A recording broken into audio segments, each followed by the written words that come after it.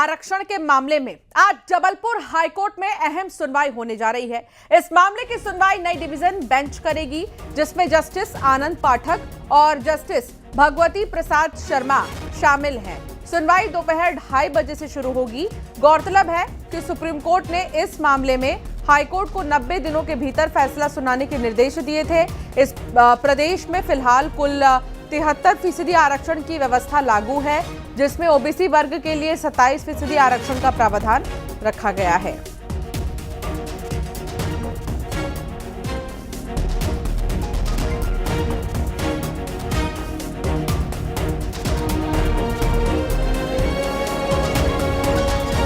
श्रीनिवास संवाददाता हमारे साथ जुड़ गए हैं। श्रीनिवास, एक बार फिर से ओबीसी आरक्षण पर सुनवाई और अब एक नई बेंच की तरफ से इस पूरे मामले में सुनवाई होगी। जी बिल्कुल, आपको बताना चाहूँगा कि 27% ओबीसी आरक्षण के मामले को लेकर जबलपुर हाईकोर्ट में आज अहम सुनवाई होनी है, क्योंकि विगत दिनों जो चीफ जस्टिस संजीव सरोते के बेंच में सुनवाई चली, लेकिन समर वेकेशन लग गया, जिसके बाद आज की सुनवाई की तिथि निर्धारित की गई थी। लेकिन सीजेआई को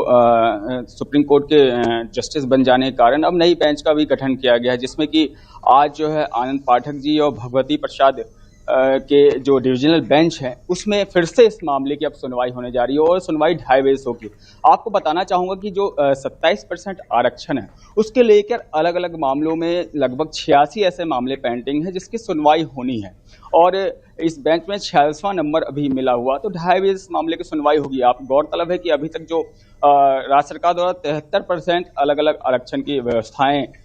वर्गों की गई है, जिसमें कि 27% जो है ओबीसी आरक्षण 27% दिया जा रहा है। लेकिन कहीं ना कहीं एक हाईकोर्ट के अंतरिम आदेश के कारण 13% जो पद हैं उसको राज्य सरकार द्वारा लगातार होल्ड किया जा रहा है। इसके खिलाफ भी याचिका लगाई गई है। इसके साथ ही साथ बता दूं कि अभी जो पिछली सुनवाई में पक्ष और विपक्ष जो है, जो ओबीसी आरक्षण के पक्ष में थे, उनके जो वरिष्ठ वकील और विपक्ष है, उनकी सुनवाई हो चुकी थी। लेकिन अब नई डिविजनल बेंच की गठन हुआ है, इसमें इस बात की सुनवाई, तो फिर अब यह देखना होगी कि फिर से जीरो सुनवाई यदि होती है इस मामले को लेके, कि उसी जहां तक अभी सुनवाई हो चुकी थी उसके बाद आगे की कार्रवाई होगी। क्योंकि ये जो अहम जो अभी जो ओबीसी आरक्षण को लेकर जो अहम सुनवाई होनी, इसमें कहीं ना कहीं नजरें जो शासकीय कर्मचारी हैं, स्टूडेंट हैं, जो अन्य जो प्रतियोगी परीक्षा की तैयारी कर रहे हैं, उनकी नजरें कहीं ना कहीं गड़ी हुई, क्योंकि लगातार 27% आरक्षण की मांग की जा रही है, लेकिन कहीं ना कहीं जो 13% जो पद हैं उसको होल्ड पर रखा जा रहा है। तो इसको कहीं ना कहीं चुनौती भी दी गई थी और लगातार इस मामले को लेके अब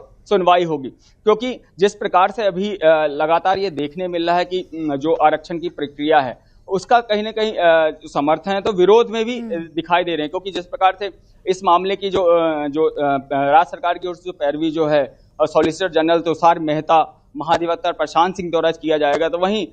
जो सुप्रीम कोर्ट के वकील हैं वो जो इसके पक्ष में है शशांक रत्नू भी कर सकते हैं, और जो विपक्ष वाले जो है जो संघवी जी, उनका भी इसमें कहीं ना कहीं आज जुड़ेंगे और इस मामले को लेकर सुनवाई होगी। लेकिन जिस प्रकार से अभी लगातार इस मामले को लेकर लंबित, क्योंकि सुप्रीम कोर्ट ने जब केस ट्रांसफर किया था हाई कोर्ट, तो 90 दिनों का उन्होंने समय दिया कि 90 दिनों के अंदर इस मामले की ओबीसी आरक्षण मामले को लेकर फैसला सुनाना है। लेकिन अभी तक ये देखना मिल रहा कि कहीं ना कहीं ये अभी तक ये संभव नहीं हो पाया है। लेकिन अब नई डिविजनल बेंच की गठन हुआ है, तो अब इस मामले में सुनवाई, तो कहीं ना कहीं लोगों की इसमें नजरें जरूर गड़ी हुई कि अब कुछ ना कुछ फैसला इस मामले को लेके हो सकती है। हालांकि अब ये देखना होगा कि आज की सुनवाई में क्या बातें सामने और आती आज की ही सुनवाई पर सभी की निगाहें टिकी हैं, क्योंकि सर्वोच्च न्यायालय की तरफ से भी कह दिया है कि 90 दिन के अंदर इस मसले को जल्दी से जो है सुनवाई के बाद खत्म किया जाए। तो अब ये देखना होगा कि आज की सुनवाई कितनी अहम हो जाती है। बहुत शुक्रिया श्रीनिवास जानकारी साझा करने के लिए। मध्य प्रदेश के दमोह में पहचान छिपाकर एक नाबालिग हिंदू लड़की को झांसा में लेने और विरोध करने पर